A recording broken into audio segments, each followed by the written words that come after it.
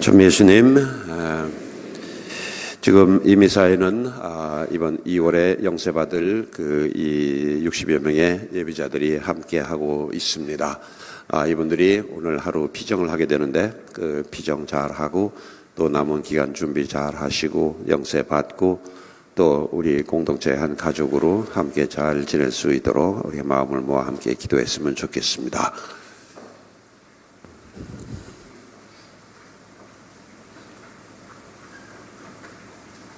화면이 바뀌어야 되는데, 지난 금요일 날 본당에서 장례미사가 있었습니다. 윤성노 니콜라오 그 회장님의 장례식이었습니다.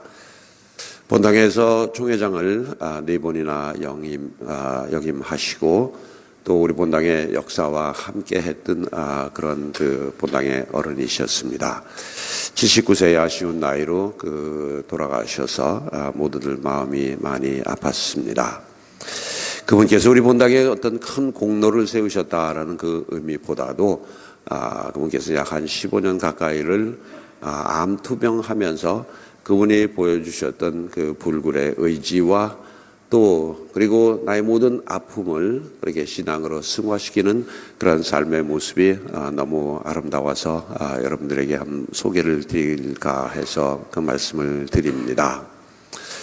어쩌면 그 세상 그 누구보다도 심한 이 고통을 겪으셨죠. 정말 죽을 고비를 몇 번 넘기고 그러면서도 그런 삶의 이 애착과 함께 또 그것을 넘어설 수 있는 어떤 희망을 항상 간직하셨던 그런 분입니다. 내가 정말 차라리 죽고 싶다라는 그런 그 고통 속에서도 하나님께서 나를 일으켜 세워주시겠지 하는 그 마음과 그리고 어차피 이 세상 그냥 소풍 나와서 한평생 지내다가 다시 그분께 가자라는 그런 마음의 여유를 늘 가지고 사셨던 분입니다. 어쩌면 우리는 작은 그러한 이 아픔 또는 아쉬움, 고통에 정말 내가 세상에서 제일 불행한 사람처럼 그렇게 생각이 되고 또 이 불평, 하나님은 왜 나에게 이런 아픔을 주시는가 하면서 그런 마음을 가지고 살 수 있습니다만은 그것을 내가 이것도 하나님의 축복이고 하나님의 은총이고 이것을 통해서 나를 더 성장시키고 성숙시킬 수 있다라는 그분의 배려련이 생각을 한다면 우리가 그것도 쉽게 극복할 수 있을 거고 그것을 통해서 나는 좀 더 어른스러운 모습으로 다시 태어날 수 있는 은총의 기회라는 그런 마음을 함께 가졌으면 좋겠습니다. 아픔과 고통이 우리에게 어떤 축복으로 되돌아올 수 있다라는 그런 말씀을 드리고 싶어서 이번에 그런 이 말씀을 드렸습니다.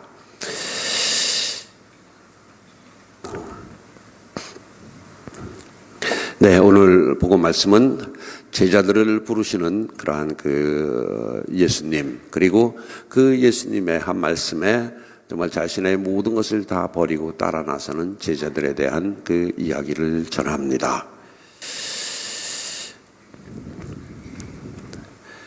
우리가 이 살다가 보면 누구에게나 잊지 못할 날이 아마도 있을 겁니다. 그 하루를 기준으로 해서 인생을 마치 사과처럼 둘로 쫙 쪼갤 수 있는 어떤 그날. 그래서 한번 갈라지면 그 이전의 그런 나의 생과 그 이후의 생은 절대로 같은 것일 수 없는 어떤 그런 날이나 그런 순간들이 다 있을 겁니다. 복음 속의 사도들에게는 아마도 오늘이 바로 그런 날이었을 겁니다.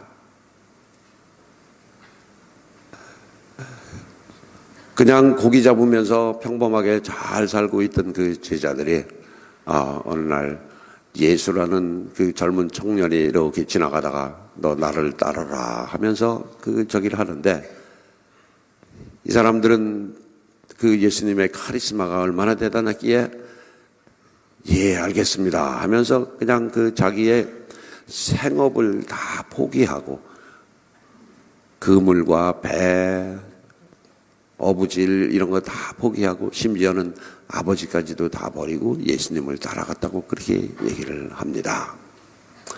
전 무엇이 그들로 하여금 자기의 모든 것을 다 버리고 그분을 따라가게 했을까? 그리고 예수님의 그 위력은 얼마나 대단했을까? 그런 생각을 이렇게 해보면서도 이런 생각을 하게 됩니다. 마리아의 그러한 경우도 보게 됩니다. 마리아는 그 당시에 아마 16살에서 18살짜리였을 텐데 그때에 약혼을 한 상태였고 천사가 나타나가지고 내가 하나님의 아들을 잉태하게 될 텐데 그 이름을 예수라 불러라. 그리고 천사의 그 설명에 따라서 그 마리아는 예, 알겠습니다. 당신 뜻대로 이루어지기 바랍니다. 하면서 그 천사의 그런 그 메시지를 받아들이죠. 바로 이 마리아가 그 아기를 갖게 됐던 바로 그날처럼 사도들에게도 예수님을 만나게 됐던 그날은 정말 인생에 있어서의 완전히 그 전과 후가 사과 갈라지듯 갈라지는 아마 그런 날이었었겠죠. 근데 또 한 가지 중요한 부분은 이런 겁니다. 어쩌면 우리가 살면서 많이 느낄 수 있는 부분이라고 생각을 합니다. 인생에 있어서 가장 중차대한 문제에 대한 결정은 오래 고민하고 생각하고 판단하고 또 뒤집어보고 이렇게 심사숙고해서 결정되는 것이 아니라 어느 순간에 쉽게 결정이 되더라. 아주 비근한 예로는 여인들이 자기 남편을 두고 가끔 이야기를 합니다.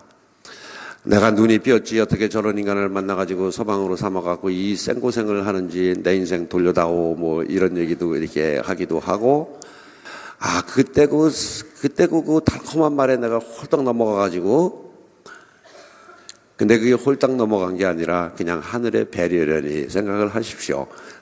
그게 정답입니다. 실상 따지고 보면 인생에 있어서 중요한 이 어떤 결정과 중요한 날은 나도 모르는 사이에 얼떨결에 이루어지는 게 정답이 아니겠냐 그런 생각을 해보게 됩니다. 마리아가 16살, 18살짜리 처녀가 하느님의 아들이고 그리고 네가 앞으로 어떻게 될 것이다라는 것에 대해서 상상이나 했겠어요.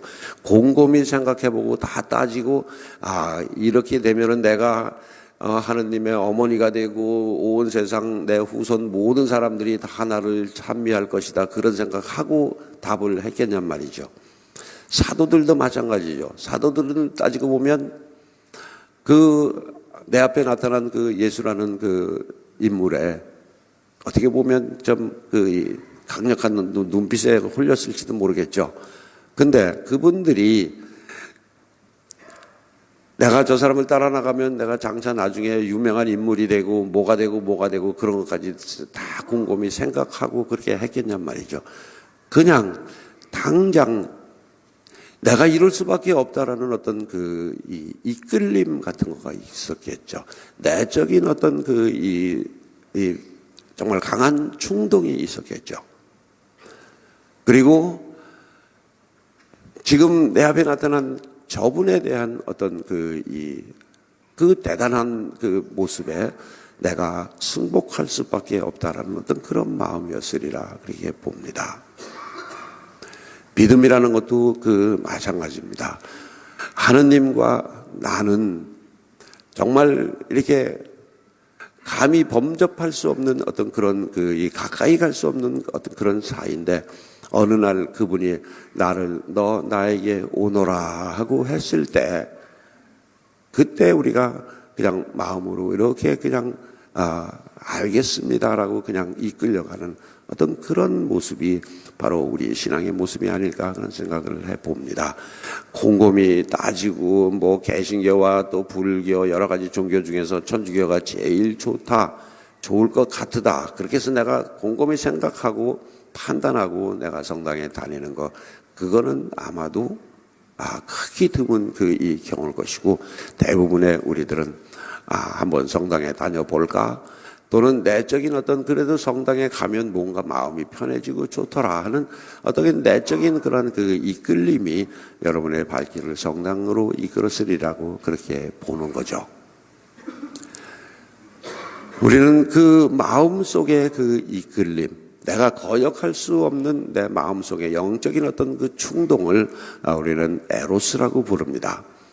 본래는 뭐 아가페 그리고 에로스 그러면 우리가 좀 선정적인 어떤 그런 그 사랑이라고 그렇게 얘기를 하는데, 본래의 뜻은 진리와 또 선함과 또 그리고 아름다움에 대한 우리의 그 거역할 수 없는 어떤 내적인 이끌림을 얘기를 합니다. 바로 그 나를 부르시는 하느님의 소리에 내가 정말 모든 것을 다 포기하고 나아갈 수 있는 그런 순간적인 그런 결정을 하게 되는 게 또 신앙의 그 하나의 출발점이 되기도 하죠. 사도들은 아마도 자기네들에게 닥쳐올 그 미래에 대한 그런 거, 또는 지금 내가 그 해야 할 일을 포기해야 되는 그런 것들에 대한 아쉬움, 그런 것 위에 나의 내면의 소리, 저분이 바로 그분이다. 내 인생을 그야말로 책임져 줄 수 있고 내 인생을 가장 아름답고 크게 만들어줄 분이다라는 어떤 내적인 소리에 충실했던 분들이 그런 사도들이 아니었을까.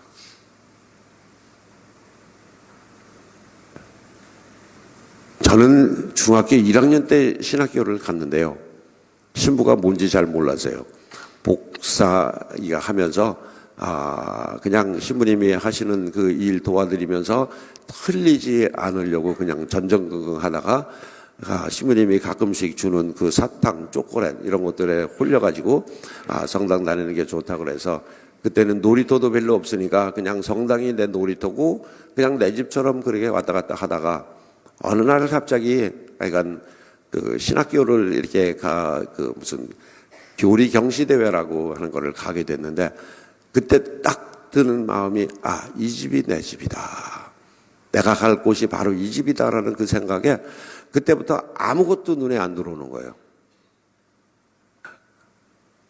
나 신학교 가겠다고 그랬더니 어머니가 몹시 반대를 하셨어요. 단식 투쟁했어요. 그때는 정말 배고픈 것도 모르겠고 어머니의 말씀이 내가 어머니의 말씀 따라야 된다는 어떤 그런 생각도 전혀 아무것도 안 들어와요.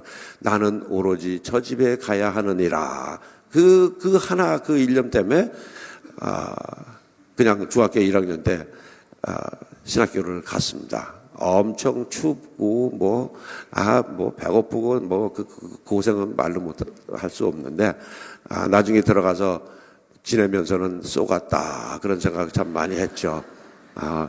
내가 왜 그랬을까, 이런 거 좀 미리 좀 경험도 해보고 이랬으면 좋았을 걸, 이놈의 고생하러 내가 여기 왔던가 하는데, 그 처음에 가졌던 그 모티브 있죠. 이 집이 내 집이다. 저분이 바로 내가 그리던 그분이다. 아마도 여러분들 뭐 여래 시절에 이렇게 이 남자가 내 남자다. 바로 그런 거 있잖아요. 이 여자가 그 나의 적이다 하면서 그냥 확 한번 눈이 돌아가면 그다음부터 아무것도 안 보이고 나 오로지 저 여자와 또는 저 남자와 결혼해야 한다는 어떤 그런 마음들. 그게 어떻게 보면은 부르심이고, 그게 어떻게 보면 우리의 이 어떤 인생길이 그런 거 아니겠냐 생각을 해 봅니다. 우리는 가끔 그럴 생각할 수 있죠. 신앙은 내가 여러 개의 그 종교 중에서 내가 하나 이게 제일 좋겠다 해서 선택한 어떤 내가 선택한 것이라고 생각을 하는데, 교회의 가르침은 그렇지 않습니다. 또 가만히 나의 인생길을 따지고 보면 인생은 선택이 아니라 부르심이다. 하나님께서 여러분을 이 따뜻한 마음을 보시고 너 나에게 오너라 하고 부르신 거고, 우리는 거기에 응답한 사람들이 라는 것이 바로 교회의 가르침이고 성경의 가르침이고 오늘 복음 말씀의 그런 그 핵심적인 요소입니다. 이제 하나님의 부르심에 내가 답을 했고 이 자리에 와 있는 우리는 사도들의 그 뒷모습을 생각해 볼 필요가 있습니다. 사도들은 모든 것을 다 포기를 했죠. 그리고 그 예수님을 따라서 그야말로 광야에서 그 집도 절도 없는 그 예수님 따라다니면서 고생도 많이 했을 거고, 그리고 나중에는 그분처럼 그냥 아주 목숨을 바치는 어떤 이 순간을 맞이하죠. 인간적으로 보면 참 못할 노릇인데, 그 하나님께 대한 그 마음, 예수님께 대한 이 신뢰심, 이런 것 때문에 그분들은 온갖 고생을 다 감수하고 이것이 축복이요, 이것이 은총이다 생각하면서 예수님을 나는 세상에 전해야 된다라는 사명으로 일생을 보내시게 되죠. 결국은 우리의 선택에는 뭔가를 포기를 해야 될 거고, 포기 후에 오는 고통까지도 다 감수할 수 있는 마음가짐이 필요하다라는 그런 얘기겠죠. 그래서 내가 부르심을 받고 그분의 제자로 살아가고자 하는 그 마음은 이제부터는 내가 어떻게 살아야 하는가 하는 그런 문제로 연결이 될 겁니다. 예수님의 가르침을 따라 살아갈 때 나에게 생명이 있고 성장이 있고 내 인생의 완성이 있다라는 어떤 그런 믿음으로 우리에게 순간순간 다가오는 그러한 이 아픔들, 부족함들, 아쉬운 것들은 내가 기꺼이 포기하고 또 그것을 감수하고 그것을 또다시 신앙의 차원으로 승화시킬 수 있는 그런 노력이 우리에게 남아있는 숙제라고 할 수 있겠습니다. 신앙은 나를 죽음의 그러한 그 고통에서도 일으켜 세울 수 있는 약입니다. 그리고 정말 빛 하나 보이지 않는 그 어둠 속에서도 빛을 발견할 수 있는 어떤 희망의 원천입니다. 주님과 내가 함께 걸어간다는 그런 든든한 마음을 가진다면 나는 세상 그 누구보다도 당당하게 그리고 참 행복한 마음으로 이 세상 살아갈 수 있는 삶의 든든한 이 버팀목이 되어주는 게 바로 우리들의 이 신앙이겠죠. 그리고 내가 선택한 그 모든 것에 대해서 정말 책임을 지고 포기할 거 포기하고 거기에 그 기본에 충실한 또 신앙의 정신에 충실한 우리들이 되었으면 좋겠습니다. 아멘.